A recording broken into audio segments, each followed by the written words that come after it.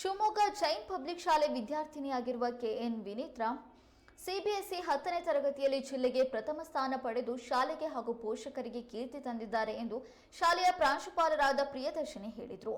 ಮಾಧ್ಯಮದವರೊಂದಿಗೆ ಮಾತನಾಡಿದ ಅವರು, ನಮ್ಮ ಶಾಲೆಯ ವಿನೀತ್ ಸಿಬಿಎಸ್ಇ 10ನೇ ತರಗತಿ ಪರೀಕ್ಷೆಯಲ್ಲಿ 98.6% ಅಂಕಗಳನ್ನು ಪಡೆದು ಜಿಲ್ಲೆಗೆ ಪ್ರಥಮ ಸ್ಥಾನ ಪಡೆದಿದ್ದಾರೆ. ಸತತ 5 ವರ್ಷಗಳಿಂದ ನಮ್ಮ ಶಾಲೆಯು 10ನೇ ತರಗತಿಯಲ್ಲಿ 100ರಷ್ಟು ಫಲಿತಾಂಶವನ್ನು ಪಡೆದುಕೊಂಡು ಬಂದಿದೆ. ಶಾಲೆಗೆ ಕೀರ್ತಿ ತಂದ ಎಲ್ಲಾ ವಿದ್ಯಾರ್ಥಿಗಳ ಭವಿಷ್ಯ ಉಜ್ವಲವಾಗಿರಲಿ ಎಂದು ಅಭಿನಂದಿಸಿದರು. 10ನೇ ತರಗತಿಯ ಫಲಿತಾಂಶವು ಪ್ರಕಟವಾಗಿದ್ದು, ಪ್ರತಿ ವರ್ಷದಂತೆ ಈ ವರ್ಷವೂ ಕೂಡ ಸತತವಾಗಿ 5 ವರ್ಷಗಳಿಂದ ನಮ್ಮ ಶಾಲೆ 100% ರಿಸಲ್ಟ್ನ ತಂದುಕೊಡ್ತಾ ಇದೆ.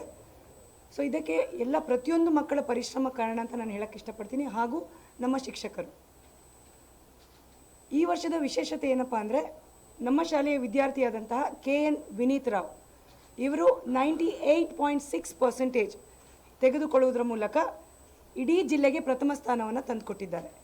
ಇವರ ಅಂಕಗಳು English 98, Kannada 100/100, science 99, social 98, then IT 98, mathematics 98. ಇವರು ಈ ಒಂದು ಸಾಧನೆಗೆ ಅವರ ಪೋಷಕರು, ನಮ್ಮ ಶಾಲೆಯ ಶಿಕ್ಷಕರು, ಮ್ಯಾನೇಜ್ಮೆಂಟ್, ಎಂಟೈರ್ ಟೀಮ್ ಇವರಿಗೆ ಅಭಿನಂದನೆಯನ್ನು ಸಲ್ಲಿಸುತ್ತೆ. ಇದರೊಟ್ಟಿಗೆ 2ನೇ ಸ್ಥಾನವನ್ನು ಪಡೆದಿರ್ತಕ್ಕಂತಹ ನಮ್ಮ ಶಾಲೆಯ ಸೆಕೆಂಡ್ ಟಾಪರ್ ಶ್ರೇಯಾ MN ಹಾಗೂ ಥರ್ಡ್ ಟಾಪರ್ ನಂದಿನಿ ಅವರು ಕೂಡ ನಮ್ಮ ಶಾಲೆಯ ವಿದ್ಯಾರ್ಥಿಗಳು. ಶ್ರೇಯಾ MN ಕಾರಣಾಂತರಗಳಿಂದ ಅವರ ಪೋಷಕರು ಇವತ್ತು ಬರಲಿಕ್ಕಾಗಲಿಲ್ಲ. ಇವತ್ತು ಕೆಎನ್ ವಿನೀತ್ರಾರ್ ಅವರ ಪೋಷಕರು ಕೂಡ ನಮ್ಮೊಟ್ಟಿಗಿದ್ದಾರೆ, ನಾಗೇಶ್ ಮತ್ತು ವಾರಿಜಾರ್ ಅವರು. ಅವರಿಗೂ ಕೂಡ ನಾನು ವಂದನೆಗಳನ್ನ ಸಲ್ಲಿಸ್ತೀನಿ. ಈಗ ನಾವು ವಿನೀತ್ ರಾವ್ ಬಗ್ಗೆ ಹೇಳೋದಾದರೆ, ಈ ಹುಡುಗ ಒಂದು ಬಹುಮುಖ ಪ್ರತಿಭೆ ಅಂತ ನಾನು ಹೇಳಕ್ಕೆ ಇಷ್ಟಪಡ್ತೀನಿ. ಎಷ್ಟೋ ಜನಕ್ಕೆ ಒಂದು ಥಾಟ್ ಇದೆ, ಒಂದು ಟಾಪರ್ ಆಗಬೇಕು ಅಂದರೆ ಆ ಮಗು ಓನ್ಲಿ ಸ್ಟಡೀಸಲ್ಲಿದ್ದರೆ ಮಾತ್ರ ಅವ್ನು ಅಚೀವ್ ಮಾಡ್ಲಿಕ್ಕೆ ಸಾಧ್ಯ ಅಂತ. ಎಷ್ಟೋ ಜನ ಪೇರೆಂಟ್ಸ್ ಹೇಳ್ತಾರೆ, ಮೇಡಮ್ 10th ದಯಮಾಡಿ ನಮ್ಮ ಮಕ್ಕಳನ್ನ ಯಾವ ಆ್ಯಕ್ಟಿವಿಟೀಸ್ಗೂ ಸೇರಿಸ್ಕೋಬೇಡಿ ಅಂತ.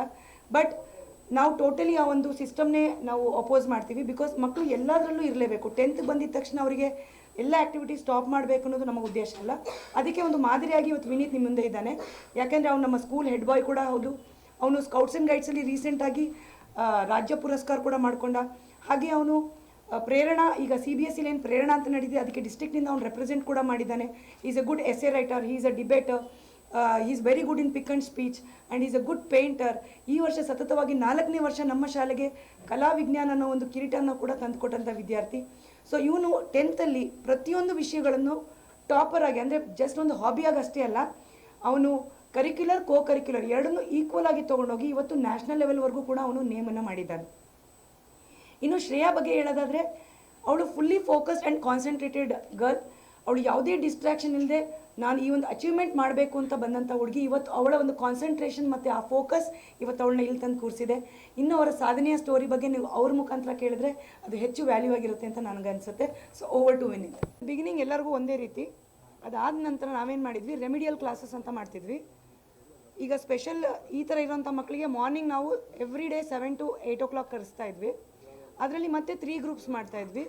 ಸೊ ಚೆನ್ನಾಗಿ ಓದೋ ಮಕ್ಕಳಿಗೆ ಸ್ವಲ್ಪ extra information, extra worksheets, extra question papers. Average ಇರೋ ಮಕ್ಕಳಿಗೆ ಲಾಸ್ಟ್ ಇಯರ್ ಪೇಪರ್ಸ್, ಸ್ವಲ್ಪ ವೀಕ್ ಇರೋ ಮಕ್ಕಳಿಗೆ ಸೆಲೆಕ್ಟೆಡ್ ಚಾಪ್ಟರ್ಸ್ ಮಾತ್ರ ತೊಗೊಂಡು ಅವ್ರಿಗೆ ಅದರಲ್ಲಿ ಮಾತ್ರ ಟ್ರೈನ್ ಮಾಡ್ತಿದ್ವಿ. ನನಗೆ ಇನ್ನೊಂದು ವಿಷಯ ನಾನು ಹೇಳಲೇಬೇಕು. ಸುಮಾರು ಶಾಲೆಗಳಲ್ಲಿ, ಕೆಲವು ಶಾಲೆಗಳಲ್ಲಿ ಮಕ್ಕಳು 8th ಬರ್ತಿದ್ದಂಗೆ ಅವರು ಎಲ್ಲಾದರೂ 35%ಗಿಂತ ಡೌನ್ ಇದ್ದಾರೆ ಅಂದಿದ ತಕ್ಷಣ ಆ ಮಕ್ಕಳನ್ನ ರಿಜೆಕ್ಟ್ ಮಾಡಿ TC ಕೊಟ್ಟು ಕಳಿಸ್ತಾ ಇದ್ದಾರೆ. ಸೊ ಹಾಗಿದ್ದಾಗ ಅಂಥ ಮಕ್ಕಳು ನಮ್ಮ ಶಾಲೆಗೆ ಸುಮಾರು ಜನ ಬಂದಿದ್ದಾರೆ. ಸೊ ನನ್ನ ರಿಕ್ವೆಸ್ಟ್ ಏನಂದರೆ, ಯಾವುದೇ ಒಂದು ಮಗು ನಾವು ಫೇಲ್ಯೂರ್ ಅಂತ ಹೇಳೋಕ್ಕಾಗಲ್ಲ.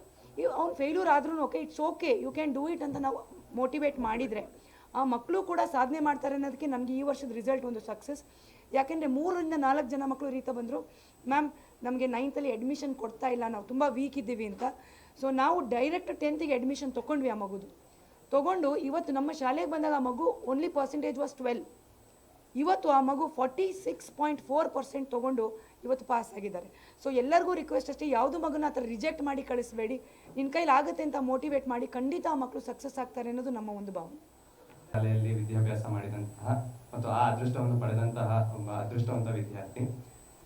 ನಿಮಗೆಲ್ಲರಿಗೂ ತಿಳಿದ ಹಾಗೆ ನಮಗೆ ಜಸ್ಟ್ ಈಗ ಮೇ 13 ಸೋಮವಾರಕ್ಕೆ ನಮ್ಮ CBSE ರಿಸಲ್ಟ್ಸ್ ಹೊರಬಿತ್ತು. ಆ್ಯಕ್ಚುಲಿ ಅನ್ಎಕ್ಸ್ಪೆಕ್ಟೆಡ್ ಆಗಿ ಬಂದಿದ್ದು. ಸೊ ಆ್ಯಕ್ಚುಲಿ ಈ CBSE ರಿಸಲ್ಟ್ಸ್ ಬಗ್ಗೆ ನನಗೆ ಪರ್ಸನಲ್ ಆಗಿ ತುಂಬ ಭಯ ಇತ್ತು. ಬಿಕಾಸ್ ಈ ವರ್ಷ ನಾನು ತುಂಬ ಕೋಕರಿಕ್ಯುಲರ್ ಆ್ಯಕ್ಟಿವಿಟೀಸಲ್ಲಿ ನಮ್ಮ ಸ್ಕೂಲನ್ನು ಎಲ್ಲ state level, district level, even national ಲೆವೆಲ್ಗಳಲ್ಲಿ ರೆಪ್ರೆಸೆಂಟ್ ಮಾಡಿ ಗೆದ್ದಿತ್ತಂದರೂ ಕೂಡ ಎಲ್ಲಿ ಸ್ಟಡೀಸ್ನಲ್ಲಿ ನಮ್ಮ ಸ್ಕೂಲನ್ನು ತುಂಬ ಮೇಲೆ ತರೋಕ್ಕಾಗತ್ತೋ ಇಲ್ಲೋ ಅಂತ ನನಗೆ ಒಂದು ಲೆವೆಲಲ್ಲಿ ಭಯ ಇತ್ತು.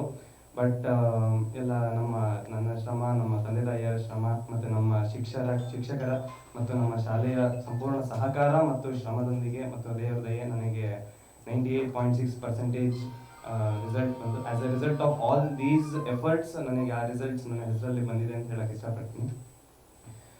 ಈವನ್ ಗ್ರೇಡ್ 1ನಲ್ಲಿ ನನ್ನ ಪೋಷಕರು ನನಗೆ ಈ ಶಾಲೆಗೆ ಬಿಟ್ಟಾಗ, it was A small school in Navale. So ಅವಾಗ ನಮಗೂ ತುಂಬ ಲೈಕ್ ಕಮೆಂಟ್ಸ್ ಇದ್ವು, ಯಾಕದು ಸಣ್ಣ ಸ್ಕೂಲು, ವೈ ಲೈಕ್ ಬೇರೆ ಚಾಯ್ಸ್ ಇರ್ಬೋದಿತ್ತಲ್ಲ, ಚೆನ್ನಾಗಿ ಓದ್ತಾನೆ ಅಂತ. ಬಟ್ ಒಂದು ನಂಬಿಕೆಯಿಂದ, ನಮ್ಮ ಸ್ಕೂಲ್ ಮೇಲಿರೋ ಒಂದು ನಂಬಿಕೆಯಿಂದ ಇಟ್ಟು ನಮ್ಮ ಪೇರೆಂಟ್ಸ್ ನನಗೆ ಈ ಸ್ಕೂಲಿಗೆ ಬಿಟ್ಟರು. ಆ ನಂಬಿಕೆಯ ಕಾರಣ ನಾನು ಒಂದು ದಶಕದ ಕಾಲ ಇಲ್ಲಿ ವಿದ್ಯಾಭ್ಯಾಸ ಮಾಡಿ ಒಂದು ಸುಮಾರು ಸಾಧನೆಗಳಿಗೆ ಕಾರಣ ಆಗಿದ್ದೀನಿ ಅಂತ ನಾನು ಭಾವಿಸ್ತೀನಿ. And the entire credit of all the decades achievements goes to my school and my parents, because ನನ್ನ ಸ್ಕೂಲ್ ನನ್ನ ಬರೀ ಸ್ಟಡೀಸ್ ಅಷ್ಟೇ ಅಲ್ಲದೆ ಪ್ರತಿಯೊಂದು ಫೀಲ್ಡಲ್ಲೂ, even as an artist, as an scout, as an young orator, as an even as an good quiz champion, and even as in various fields ಯಾವುದ್ರಲ್ಲೂ ನೀನು ಹೊರತಾಗಿರ್ಬೇಡ ಅಂತ ಹೇಳಿ ಪ್ರತಿಯೊಂದರಲ್ಲೂ ಒಂದು ಅತ್ಯದ್ಭುತ ಆಪರ್ಚುನಿಟಿಗಳನ್ನು ಎಲ್ಲ ಕಡೆಯೂ ನನ್ನ ಸ್ಕೂಲನ್ನು ನಾನು ಪ್ರೌಡಾಗಿ ರೆಪ್ರೆಸೆಂಟ್ ಮಾಡುವಂಥ ಅವಕಾಶಗಳನ್ನು ನನಗೆ ಕೊಟ್ಟು ನನ್ನನ್ನು ಇಷ್ಟು ಸಾಕಿ ಸಲಹಿಕೊಂಡು ಬಂದಿದೆ. ಸೊ ಐ ಫೀಲ್ ದಟ್ ನನ್ನ ಸ್ಕೂಲ್ ನನಗೆ ಈ ಥರದ ಆಪರ್ಚುನಿಟಿಗಳನ್ನು ಮತ್ತು ಇಷ್ಟೊಂದು ಆಪರ್ಚುನಿಟಿಗಳನ್ನು ನನಗೆ ಕೊಟ್ಟಿರಲಿಲ್ಲ ಅಂದರೆ I could not have been here in front of you all. So the complete reason behind my success till now is my school and my parents. And ಈ ಕೋ-ಕರಿಕ್ಯುಲರ್ ಆಕ್ಟಿವಿಟೀಸ್ ಅಂತ ನಾವೇನು ಸ್ಟೇಟ್ ಮಾಡಿದ್ವಲ್ಲ, ಸೊ ಆ ವಿಚಾರದಲ್ಲೇನೆ 10th ಅಲ್ಲಿ ಅದು almost 15+ competitions ಮೇಲೆ ನಾನು out of school ಹೋಗಿ ಗೆದ್ಕೊಂಡ್ಬಂದೆ. But ಈ ವಿಚಾರದಲ್ಲಿ ಎಲ್ಲಿ ಸ್ಟಡೀಸಲ್ಲಿ ಕಮ್ಮಿ ಆಗ್ಬಿಡ್ತೀನೋ ಅಂತ ಭಯ ಇತ್ತು. ಬಟ್ ಸ್ಟಿಲ್ ನಮ್ಮ ಶಿಕ್ಷಕರ ಎಲ್ಲ ಸಹಕಾರದಿಂದ ನಮಗೆ ಈ ಸಾಧನೆ ಮಾಡೋಕ್ಕಾಗಿದೆ. Then but there was a challenge in my mind that I have to show that ಬರೀ ಒಂದು 4 walls ಮಧ್ಯೆ ಕೂತಿ ಇಡೀ ವರ್ಷ ಬರೀ ಸ್ಟಡೀಸ್ ಮಾತ್ರ ಅಂತ ಮಾಡಿದವ್ರು ಮಾತ್ರ ಟಾಪರ್ ಆಗಕ್ಕೆ ಸಾಧ್ಯ ಇಲ್ಲ. ಬಟ್ ಎಲ್ಲದನ್ನೂ ಮ್ಯಾನೇಜ್ ಮಾಡ್ಕೊಂಡು ಎಲ್ಲ ಫೀಲ್ಡಲ್ಲೂ ಇದ್ದವ್ರು ಒಳ್ಳೆ ಅಂಕಗಳನ್ನು ತೆಗಿಬೋದು ಅಂತ ನಾನೊಂದು ಪ್ರೂವ್ ಮಾಡಬೇಕಿತ್ತು ಒಂದು ಸೊಸೈಟಿಗೆ ಅಂತ ಇತ್ತು. But I think I am successful in this. And even for my school, for my parents I heartfully thank. Because there is a feeling that ಒಳ್ಳೆ ಸ್ಕೂಲಿಗೆ ಸೇರಿಸ್ಬಿಟ್ರೆ ನಮ್ಮ ಮಗ ಟಾಪರ್ ಆಗ್ಬಿಡ್ತಾನೆ ಅಂತ ಈಗ ಪ್ರೆಸೆಂಟ್ ಫೀಲಿಂಗ್ ಇದೆ. ಬಟ್ ನನ್ನ ಪೇರೆಂಟ್ಸಿಗೆ, ಪರ್ಟಿಕ್ಯುಲರ್ ಆಗಿ ನನ್ನ ತಂದೆ ತಾಯಿಗೆ ನಾನು ತುಂಬ ಕೃತಜ್ಞನಾಗಿರ್ತೀನಿ. ಯಾಕೆಂದರೆ ನಮ್ಮ ತಂದೆ ನನ್ನ ಎಜುಕೇಷನಲ್ಲಿ ಅವರು ಓಡಾಡಿರೋದು ಎಷ್ಟಿರ್ಬೋದು, ಅವ್ರು ಖರ್ಚು ಮಾಡಿರೋದು, ಅವರ ಆರೋಗ್ಯನ ಹಾಳು ಮಾಡ್ಕೊಂಡಿರೋದು ಎಷ್ಟಿರ್ಬೋದು, ಅದಕ್ಕೆ ನಾನು ನನ್ನ ಕೊನೆಯ ತನಕ ಚಿರಋಣಿಯಾಗಿರ್ತೀನಿ. ಪೇರೆಂಟ್ಸ್ ಅವರು ಪಟ್ಟಿರೋ ಶ್ರಮ ಆಗಿರ್ಬೋದು, ನನಗೆ ಓದು ಅಂತ ತುಂಬ ಎಲ್ಲರೂ ಎಂಕರೇಜ್ ಮಾಡಿದ್ದಾರೆ. And finally hard work and focus on studies ಇದೆಲ್ಲ ಬಿಟ್ಟು ನಮ್ಮ ಸ್ಕೂಲ್ ಹಲವಾರು ಅವಕಾಶಗಳು ಕೊಟ್ಟಿದೆ ನನಗೆ ಬೇರೆ ವರ್ಗದಲ್ಲಿ ಮುಂದುವರಿಯೋದಕ್ಕೆ. ಕೋ-ಕರಿಕ್ಯುಲರ್ ಆ್ಯಕ್ಟಿವಿಟೀಸ್, ಕ್ವಿಜ್ ಕಾಂಪಿಟೇಷನ್ಸ್, ಅದು ಎಲ್ಲ ಕಡೆಯಿಂದನೂ ತುಂಬ ಸಪೋರ್ಟ್ ಮಾಡಿರೋ ನನ್ನ ಟೀಚರ್ಸ್, ಪೇರೆಂಟ್ಸ್